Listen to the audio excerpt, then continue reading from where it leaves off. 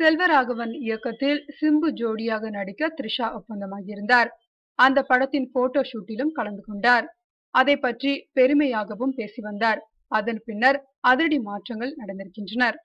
அந்த படத்தின் படப்பிடிப்பு மே 11 இருந்து தொடங்குவதாக சொல்லப்படுகிறது. முதல் நாளிலிருந்தே த்ரிஷா நடிப்பது போல் காட்சிகளை படமாக்க திட்டமிட்டிருந்தார்களாம். படப்பிடிப்புக்கு தயாராகி கொண்டிருந்த நேரத்தில் படக்குழுவினரை தொடர்பு கொண்ட த்ரிஷா, அரண்மனை 2 மற்றும் கமல் படங்களில் நடிக்கவிருப்பதால் இப்படத்தில் நடிக்க தேதிகள் இல்லை என்று சொல்லி அதிர்ச்சி அளித்திருக்கிறார். படப்பிடிப்பு தொடங்குகிற நேரத்தில் த்ரிஷா இப்படி சொன்னதை கேட்டதும் செல்வராகவன் கடும் கோபமடைந்து விட்டாராம்.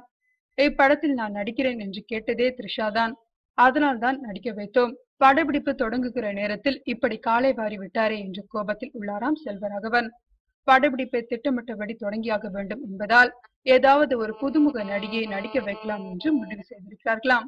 இதனால் அவருடைய குழுவினர் நாலாபுறங்களிலும் கதாநாயகியை தேடி வருகிறார்களாம்.